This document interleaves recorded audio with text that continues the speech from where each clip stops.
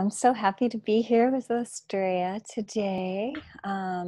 We met at the Lang conference, and it's been at Esalen most years, and 1 year it was at Asilomar.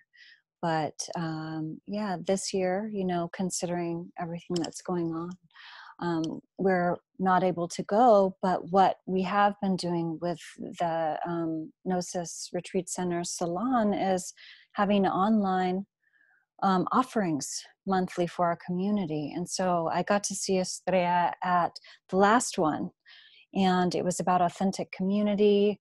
And Michael and Nita and Fridtjof were talking about that topic. And when Astréa responded, she said she was talking about the other, and we'll cover some of the topics that she spoke about.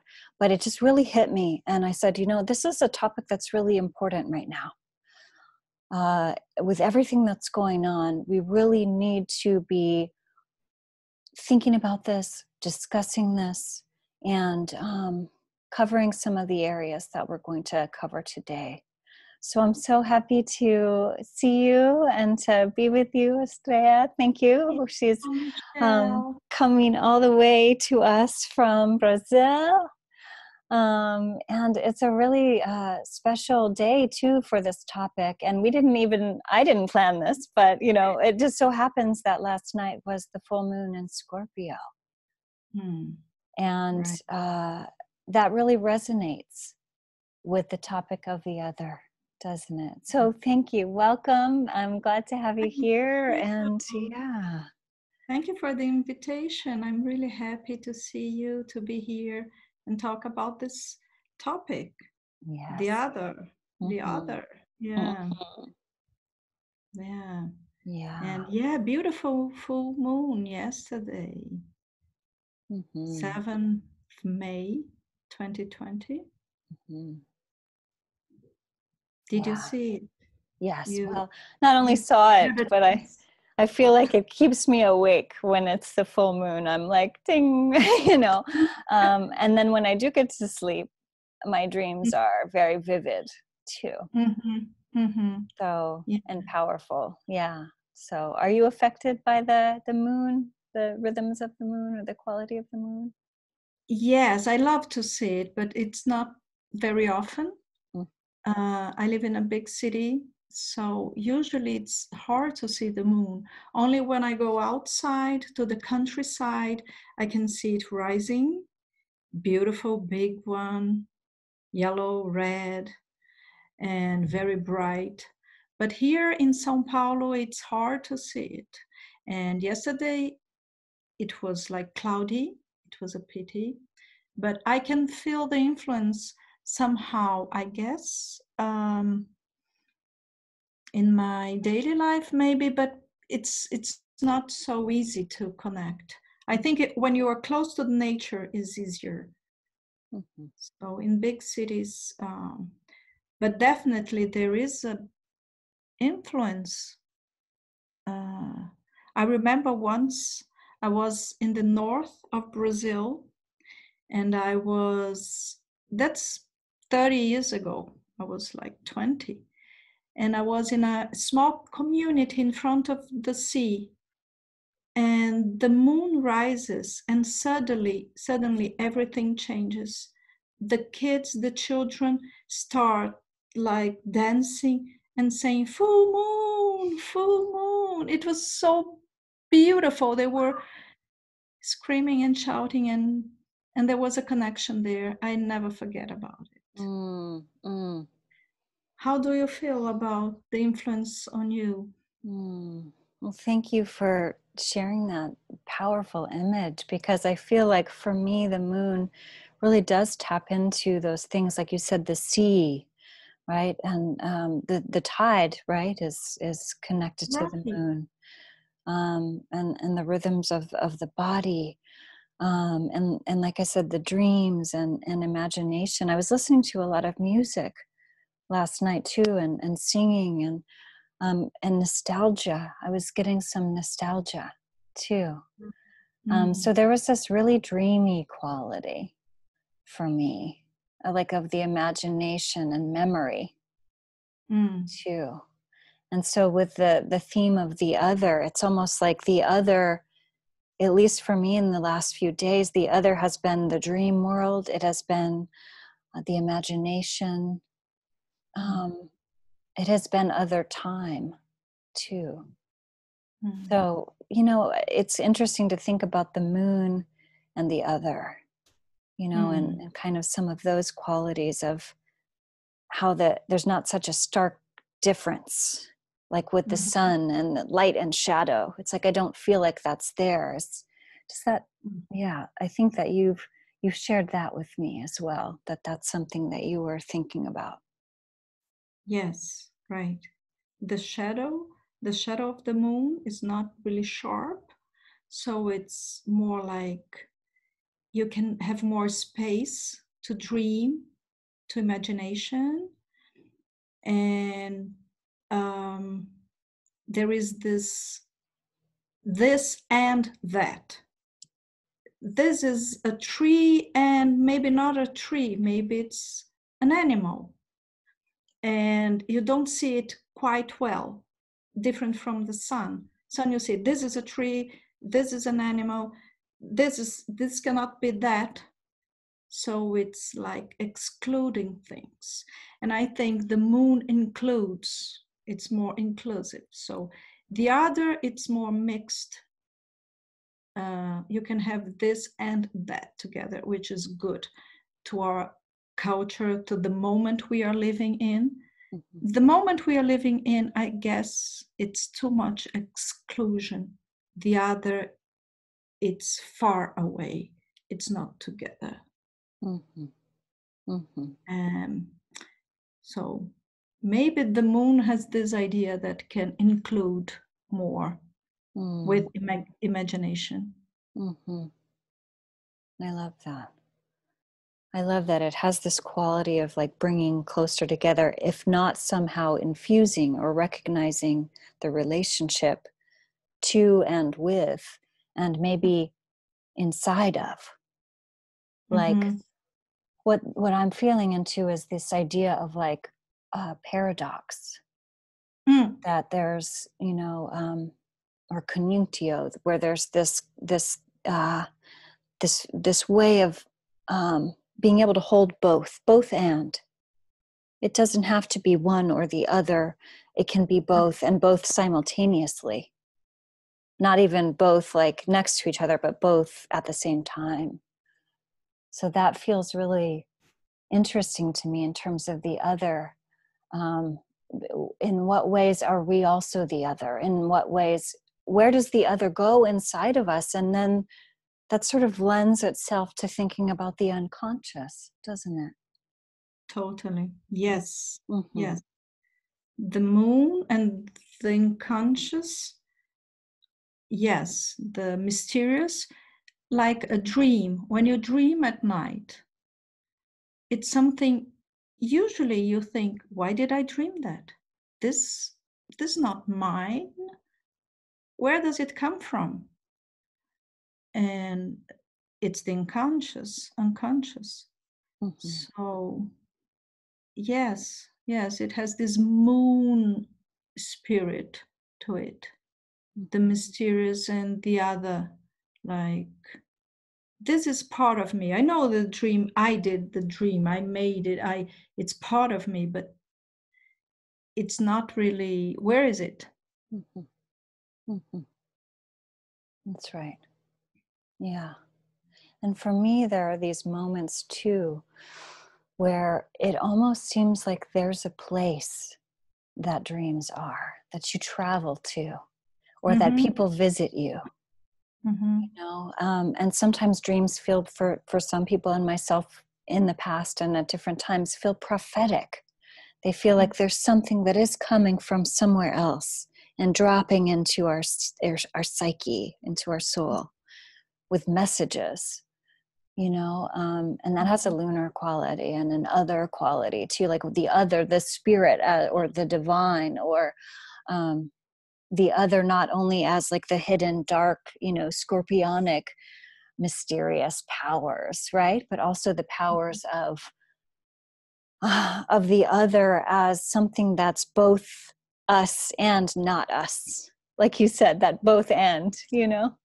Yes, Yeah. exactly. Yeah. And maybe there must be some acceptance to it. When you were talking about the moon and now the unconscious, to accept that what you don't know is also you, or part of you. And yeah, I was thinking about acceptance. Mm-hmm. Mm-hmm. Not only understanding, understanding is very important.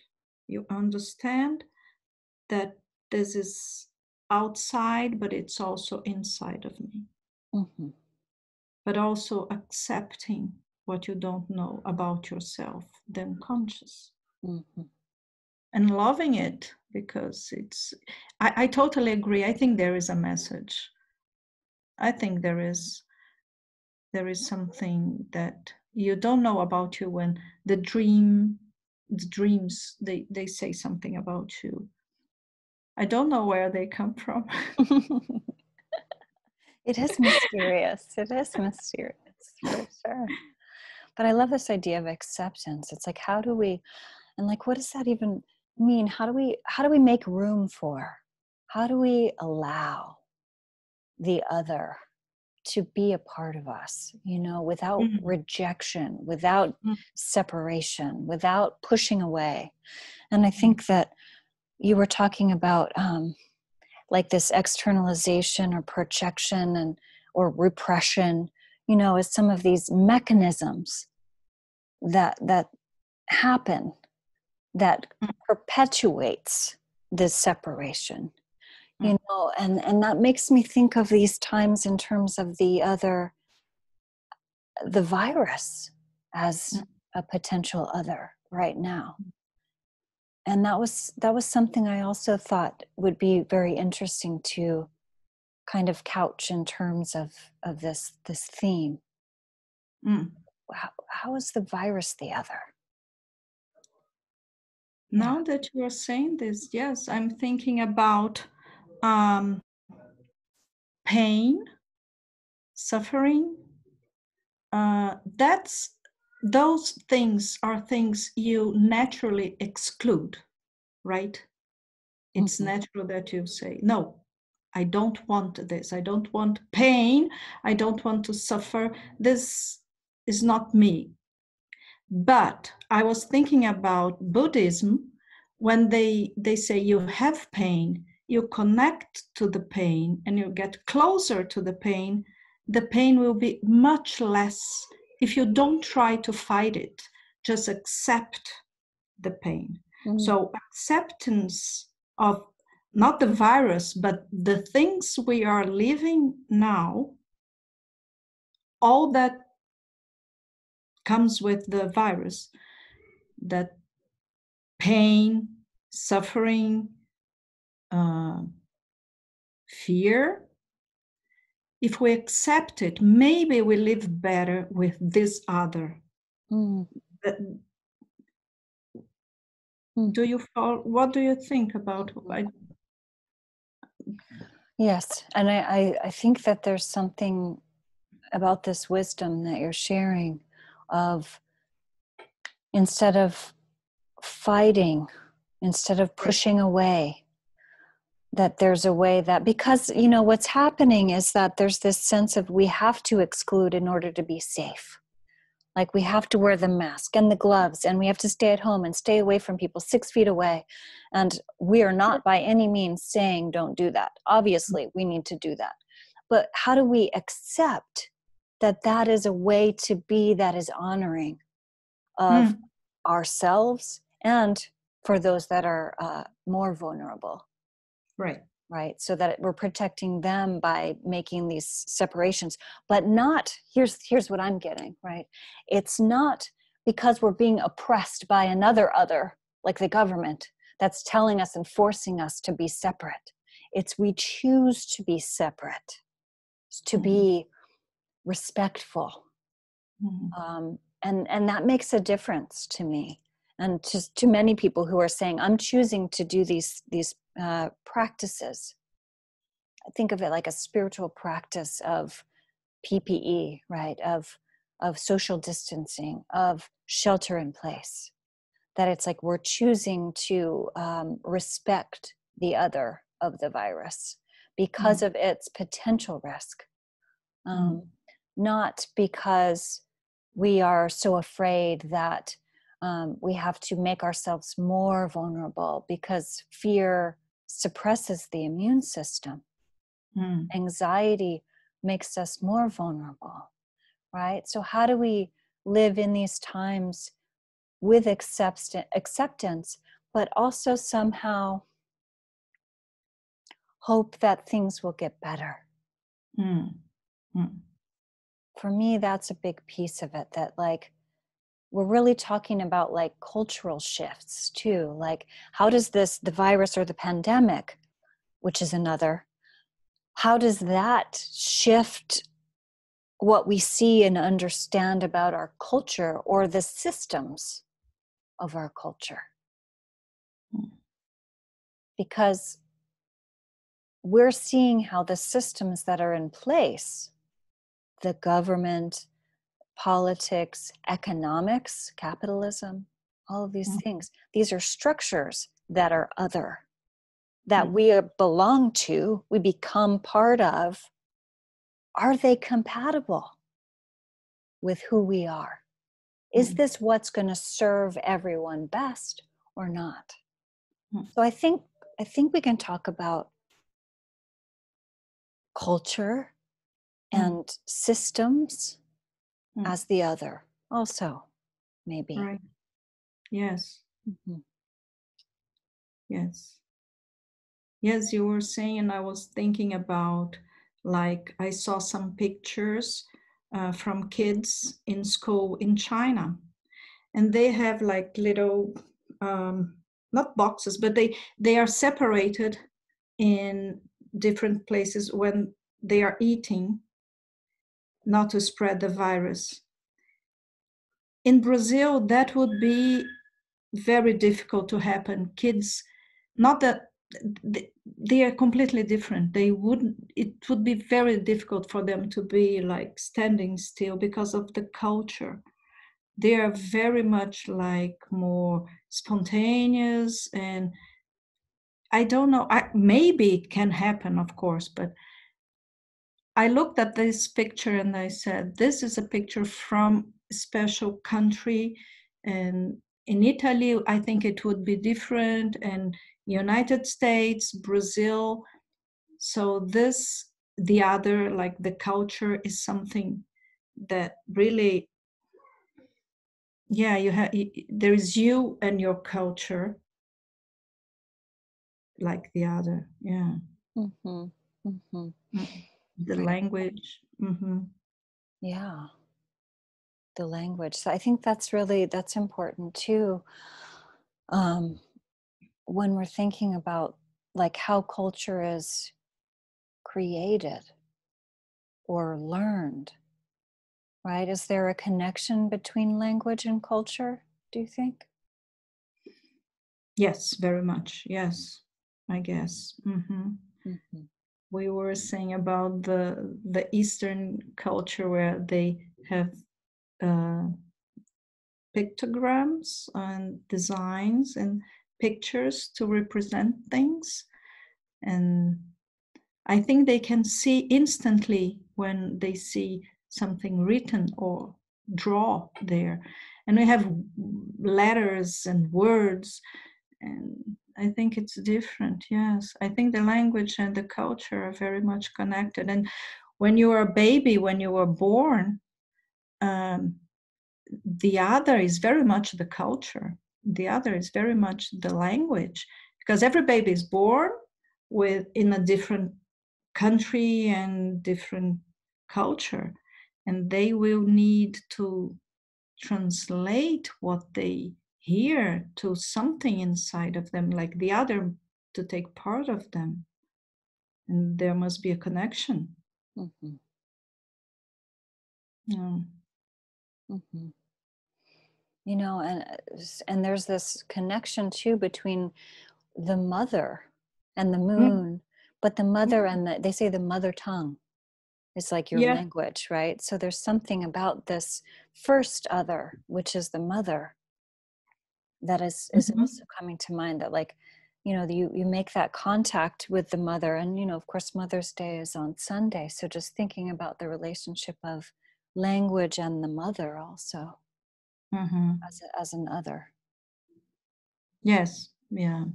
Like mother is the first other, right? So yeah, because before that you were like a bubble. You and the other are together one, and to make the separation, um, it's not easy. So Mhm. how do we do the separation, you and other? So the mother sees you, sees the baby as another.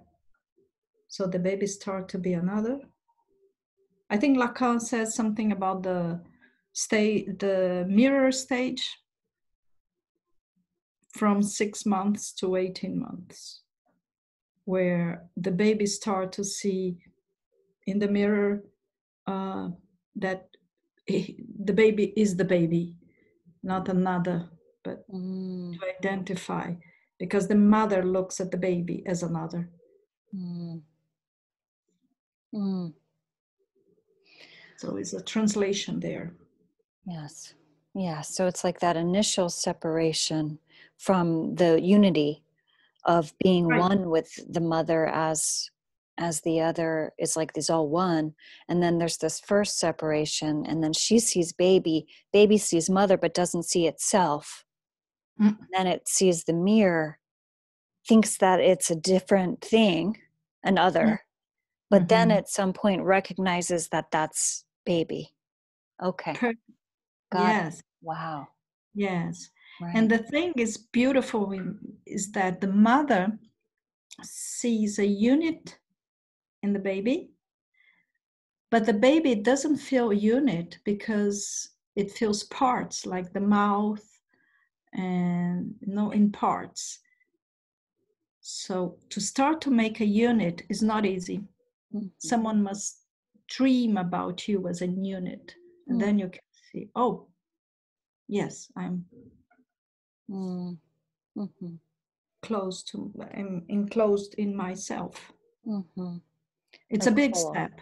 And Mm, sometimes it's not well, because this is the construction of the I, not the ego, the I, the self. yes, exactly. I was thinking about that from different lenses, right? From individuation or from internal family systems, that there's Mm. these parts, right? And also thinking about it on a soul level, when there's trauma, that there's Mm. splits, there's parts that get exiled, that it's like, Mhm. oh, that's not me, or Right. that part can't be allowed, because if you're too loud or you're too expressive, then you'll be punished. Right. So the loud expressive one goes into the unconscious or into the shadow, right? Mhm. So it becomes another. Mhm. So how do we heal? You know, healing as wholeness, right? Becoming to whole is like all of these parts. You said acceptance. All of these parts are accepted. Hand and leg and eye and heart, right? But also, you know, the wild one and the wise one. You know, all of these parts of ourselves, whether we talk about sub personalities or right, or parts, but that there's a way that the self, capital S self, right, that you're speaking about, it can hold everything. Mm. That's what you're talking about. This, you know, the other is like something that's separate, but when we heal, or when we come back to connection with the other, I think the Mhm. self can hold that. Mhm. Self can hold the other, Mhm. I think.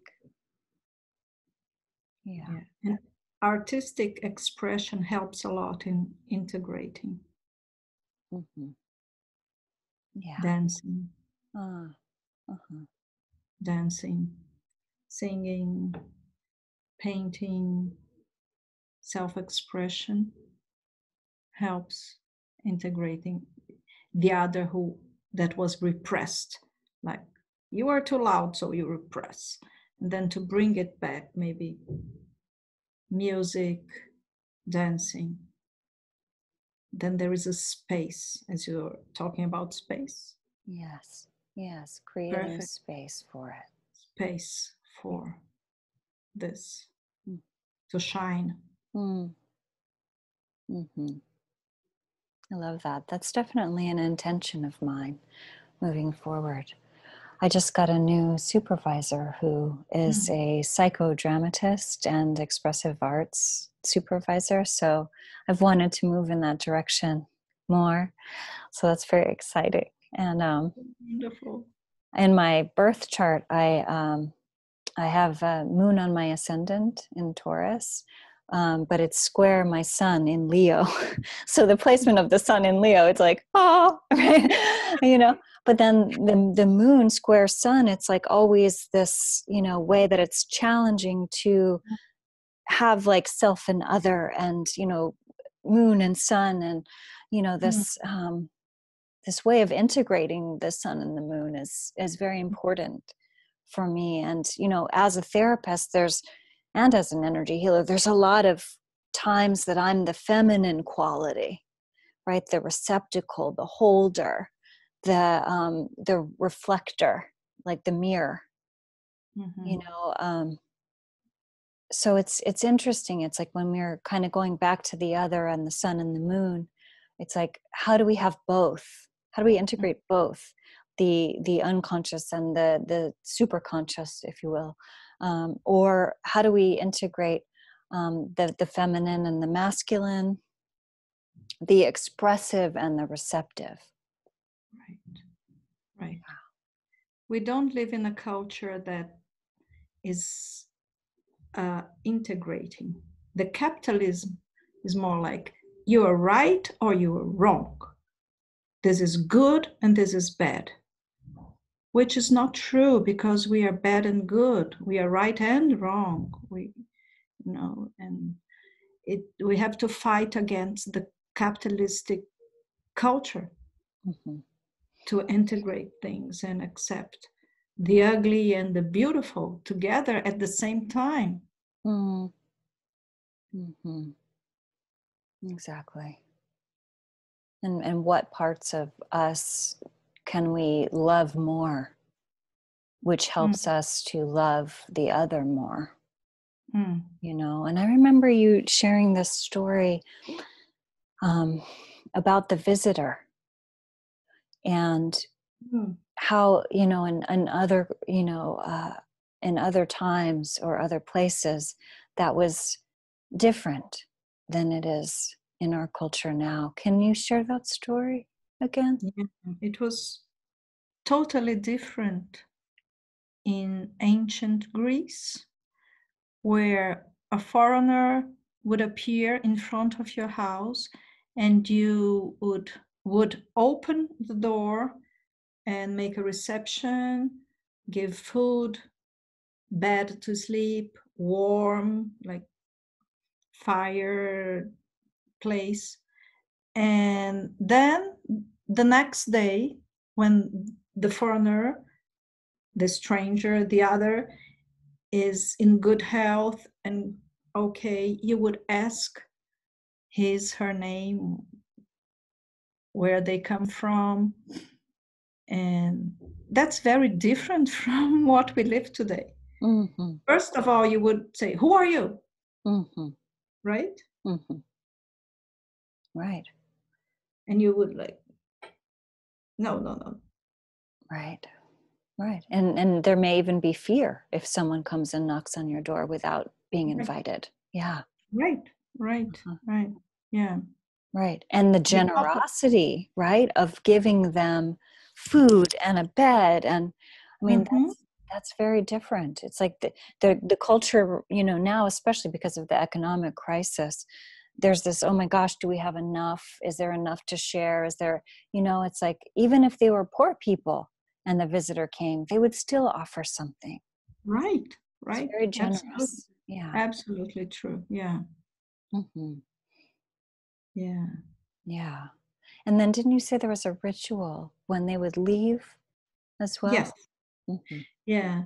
The host of the house would give a symbol for this person to take home.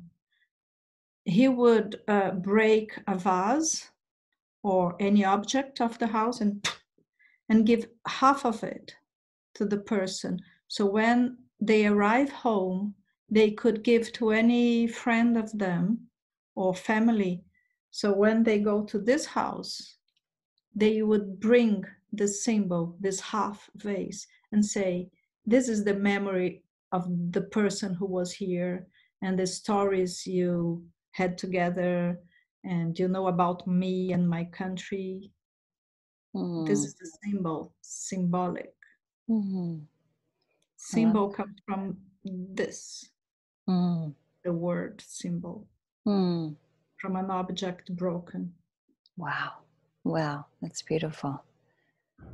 It's so potent to be able to carry that experience and to carry that with you and then have it. And also the fact that something has to be broken to be shared in a way, Mm-hmm. you know. So that breaking, and that reminds me of, I think it's Pema Chodron, but also, you know, with one of my other Tibetan Buddhist teachers, we would always talk about the heart being broken open. Like instead of heartbreak as like a bad thing, it's like the heart breaks open so that you can, so you can share it, and so that you can take in and have compassion. And that sort of resonates with what you were saying about, you know, loving the other and having compassion, and as not a separate thing, because at some point there is a unity, even in the distinction, even in the separation, there's a unity. Not that it's non-dual necessarily, but that there's a wholeness. There's a wholeness. Yeah. And yet, you know, I think there's also, like we were saying with the virus, there's a place for boundary.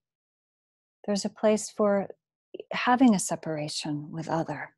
So, you know, thus far in the conversation, we've been talking about integrating the other and like seeing them in ourselves and making contact, you know, and just to play the counterpoint, I think there's also a place for discernment and saying, you know, there is going to be a mask, there is going to be gloves, there is going to be a door that we can choose to open or choose to not open. Because I think sometimes it goes to the place of like, oh, well, then you have to be open and vulnerable and exposed to everyone. And that's not what we're saying at all, is it? Right. Yes. But then I guess you have to know, like the Greeks say, thyself. For you to say, this is not me, I'm not like this. There is a construction of you saying, this is me. I don't want this to invade me. It's not easy because you must know thyself. Know yourself. And it's I think therapy is much about knowing, this is me, I'm like this, and I don't want to be invaded. Is it invaded in from the other, like this? Like I remember the virtual saloon, we were talking about Sartre saying the other is hell. And it's true when you know yourself. It's different knowing yourself. I'm not talking about ego, because ego is something that it's very capitalistic, very I, narcissist. I'm not talking about this. I'm talking about more what you were saying, the boundaries of what is me. Is that what you were thinking about, Michelle? Exactly. Like these levels of identity if we identify with the ego constructs, or even I work a lot with the Enneagram, with the Enneatypes that are created, like you said, the relationship with the caretaker, the culture, everything. There's all of these structures that are built, but beyond that is the identity of the self. And still that's one with, but also distinct from other selves, like their souls, right? So there's individual souls, but there's also like the universe, or like the source, where it's all one. But then one layer down, there's still distinctness, but it's connected to spirit. Mm-hmm. So that's what, I'm sort of more transpersonal and Jungian, but what I'm hearing is like, it feels like hell when you don't recognize that if in the same circumstances, you might be pushed to that same place, whether it's, a challenging way of being, or certain destructive habits, whatever, that if you think that you're so different from that you were incapable of that, then it creates more pushing away. But if we recognize, okay, yes, everyone gets to be who they are from all of these variables. And compassion doesn't mean we're giving it a thumbs up. Compassion doesn't mean we say, that's okay. It's okay to be harmful. It's okay to destroy the earth. No, that's not what we're saying. What we're saying is, I understand how it got there, and we need to start changing things. We need to start making different choices about how to deal with the other. Because for some people, like capitalists or whatever, the other is the earth. And they're like, the more that we take from the earth, the more that we destroy the earth, the more money we have. And then, the more that we have all the things that we want. And yet the separation is that they don't remember that everything that we have is from the earth, ultimately, from the mother, in that way. So it's like an honoring of the source of everything. So I think that the identity piece is really important. The identity with spirit and the identity with earth. That's what for me is really important. Yeah. Yeah. Yeah. We are nature.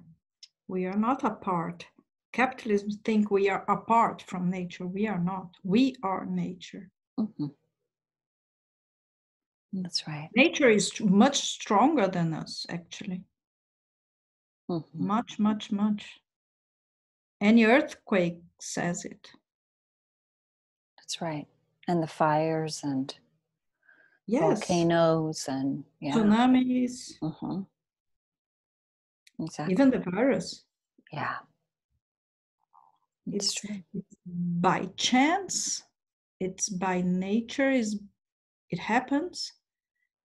I hear many people here in Brazil, they try to find someone to blame. Oh, this virus was created, because it's much easier to say, oh, you are the one who made it. But when it happens at tsunami, who do they blame? The earth? It happens.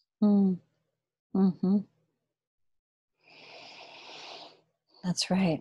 So that's another one of those mechanisms, right? Either we repress the other or we blame the other.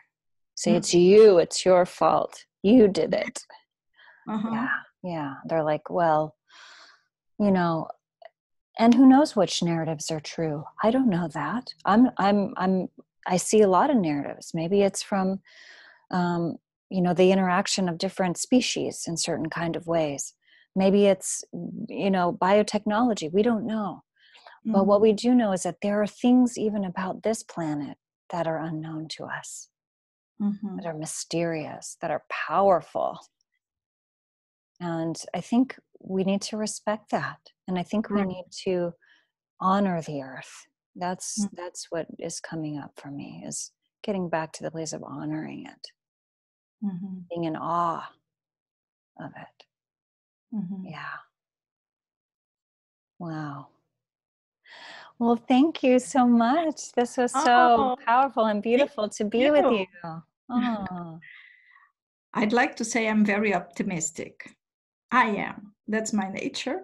Mm-hmm. So I always think that we have to see the dark side, the difficulties, the pain, the suffering, but we don't have to stick to it. We can know the truth and that we suffer, the others suffer, but we can be optimistic. We can still have the other as a companion, as a friend, as we are, you and me, Michelle. So, yes, it gives a lot of happiness and meaning. Mm. This is meaningful to me to be here now Mm. with you talking about all that. So, yes, I'm optimistic. I'd like to share it and that I'm happy, really. Thank you for inviting me for this conversation. Thank you.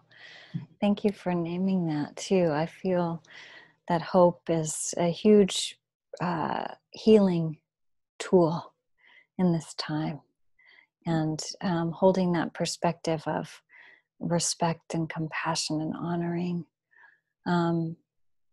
All of these things in this conversation have been very relevant and very powerful for me today. And I'm so glad that we did this. So thank you so much.